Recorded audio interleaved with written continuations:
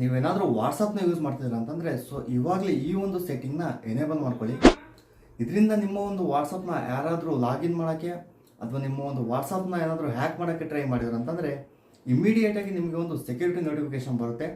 ಜೊತೆಗೆ ನೀವು ಡೈಲಿ ಯಾರ ಜೊತೆಗೆ ಚಾಟ್ ಮಾಡ್ತಾ ಇರ್ತಿರಲ್ಲ ಅಂತಂದರೆ ನಿಮ್ಮ ಫ್ರೆಂಡ್ಸ್ಗಳ ಜೊತೆಗೆ ಡೈಲಿ ಚಾಟ್ ಮಾಡ್ತಾ ಇರ್ತಿರಲ್ಲ, ಸೊ ಅವರ ಒಂದು ವಾಟ್ಸಪ್ನು ಸಹ ಬೇರೆ ಯಾರಾದರೂ ಹ್ಯಾಕ್ ಮಾಡೋಕ್ಕೆ ಅಥವಾ ಲಾಗಿನ್ ಮಾಡೋಕ್ಕೆ ಟ್ರೈ ಮಾಡಿದರೆ ಇಮಿಡಿಯೇಟಾಗಿ ನಿಮಗೂ ಸಹ ಆ ಒಂದು ನೋಟಿಫಿಕೇಶನ್ ಬರುತ್ತೆ.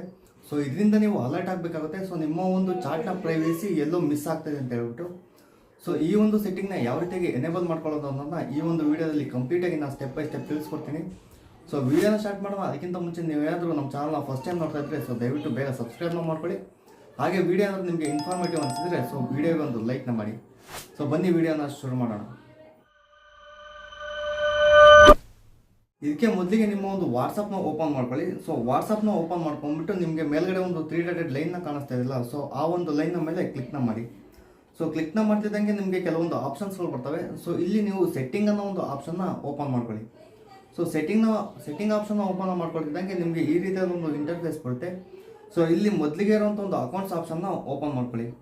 ಸೊ ಇಲ್ಲಿ ನಿಮಗೆ ಕೆಲವು ಆಪ್ಷನ್ಸ್ಗಳು ಬರ್ತವೆ. ಸೊ ಇಲ್ಲಿ ಮೊದಲಿಗೆ ಇರುವಂಥ ಒಂದು ಸೆಕ್ಯೂರಿಟಿ ನೋಟಿಫಿಕೇಶನ್ಸ್ ಅನ್ನೋ ಒಂದು ಆಪ್ಷನ್ನ ಓಪನ್ ಮಾಡ್ಕೊಳ್ಳಿ.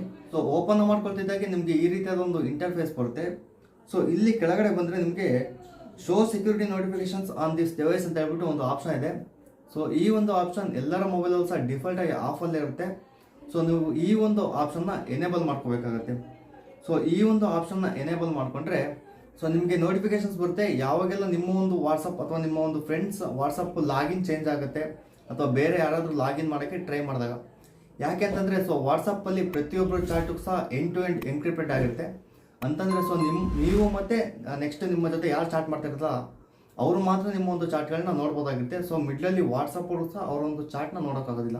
ಈ ರೀತಿಯಾಗಿ ವಾಟ್ಸಪ್ನೊಂದು ಸೆಕ್ಯೂರಿಟಿ ಇರೋದ್ರಿಂದ ನಿಮ್ಮ ಒಂದು ವಾಟ್ಸಪ್ನ ಯಾರಾದರೂ ಬೇರೆಯವರು ಲಾಗಿನ್ ಮಾಡೋಕ್ಕೆ ಅಥವಾ ಬೇರೆ ಒಂದು ಡಿವೈಸಲ್ಲಿ ಲಾಗಿನ್ ಮಾಡೋಕ್ಕೆ ಟ್ರೈ ಮಾಡಿದ್ರೆ ಇಮಿಡಿಯೇಟಾಗಿ ನಿಮಗೊಂದು ಈ ಸೆಕ್ಯೂರಿಟಿ ನೋಟಿಫಿಕೇಶನ್ಸ್ ಬರುತ್ತೆ. ಇದೇ ರೀತಿಯಾಗಿ ಎಕ್ಸಾಂಪಲ್ಗೆ ನಿಮ್ಮ ಒಂದು ಫ್ರೆಂಡ್ಸ್ಗಳು ಹೊಸ ಮೊಬೈಲ್ನ ತೊಗೊಂಡ್ಬಿಟ್ಟು ಅವರೇನಾದರೂ ಅವರ ಒಂದು ಹೊಸ ಮೊಬೈಲಲ್ಲಿ ವಾಟ್ಸಪ್ನ ಲಾಗಿನ್ ಮಾಡಿದ್ರು ಸಹ ನಿಮಗೆ ಇಮಿಡಿಯೇಟಾಗಿ ಒಂದು ಸೆಕ್ಯೂರಿಟಿ ನೋಟಿಫಿಕೇಶನ್ ಬರುತ್ತೆ. ಯಾಕೆ ಅಂತಂದರೆ ಇದು ಎಂಡ್ ಟು ಎಂಡ್ ಎನ್ಕ್ರಿಪ್ಟೆಡ್ ಆಗಿರೋದ್ರಿಂದ ಒಂದು ಸೆಕ್ಯೂರಿಟಿ ಕೋಡ್ ಇರುತ್ತೆ. ಸೊ ಅದು ಪ್ರತಿಯೊಬ್ಬರು ಸಹ ಒಂದು ಯೂನಿಕ್ ಕೋಡ್ ಆಗಿರುತ್ತೆ. ಸೊ ಆ ಕೋಡ್ ಯೂನಿಕ್ ಆಗಿರೋದ್ರಿಂದ ಆ ಒಂದು ಕೋಡ್ ಚೇಂಜ್ ಆದ ತಕ್ಷಣ ಅಂತಂದರೆ ಅವರು ಬೇರೆ ಮೊಬೈಲಲ್ಲಿ ಏನಾದ್ರು ಲಾಗಿನ್ ಮಾಡಿದ್ರು ಅಂತಂದರೆ ಆ ಕೋಡ್ ಚೇಂಜ್ ಆಗುತ್ತೆ. ಆವಾಗ ನಿಮಗೆ ಒಂದು ಸೆಕ್ಯೂರಿಟಿ ಕೋಡ್ ನೋಟಿಫಿಕೇಶನ್ ಬರುತ್ತೆ. ಇದರಿಂದ ನೀವು ತಿಳ್ಕೊಬೋದು ನಿಮ್ಮ ಒಂದು ವಾಟ್ಸಪ್ ಅಥವಾ ನಿಮ್ಮ ಒಂದು ಫ್ರೆಂಡ್ಸ್ ವಾಟ್ಸಪ್ನ ಬೇರೆ ಒಂದು ಡಿವೈಸಲ್ಲಿ ಲಾಗಿನ್ ಆಗೋಕ್ಕೆ ಟ್ರೈ ಆಗ್ತಿದೆ ಅಂತ ಹೇಳ್ಬಿಟ್ಟು. ಆದಷ್ಟು ಬೇಗ ಎಲ್ಲರೂ ಹೋಗ್ಬಿಟ್ಟು ನಿಮ್ಮ ಒಂದು ವಾಟ್ಸಪ್ಪಲ್ಲಿ ಈ ಒಂದು ಸೆಟ್ಟಿಂಗ್ಸ್ನ ಎನೇಬಲ್ ಮಾಡ್ಕೊಳ್ಳಿ. ಇದರಿಂದ ನೀವು ಮತ್ತು ನಿಮ್ಮ ಫ್ರೆಂಡ್ಸ್ಗಳು ಸಹ ಸೇಫ್ ಆಗಿರ್ಬೋದು. ನಿಮಗೆ ಯಾವ ರೀತಿಯಾದ ಒಂದು ಚಾಟ್ ಪ್ರೈವೇಸಿ ಡಿಸ್ಟರ್ಬೆನ್ಸ್ ಆಗೋದಿಲ್ಲ.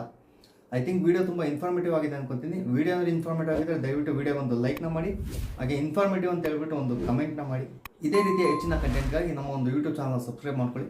ಮತ್ತೆ ಮುಂದಿನ ವಿಡಿಯೋ ಸಿಗ್ತೀನಿ. ಅಲ್ಲಿವರೆಗೂ love you guys, take care.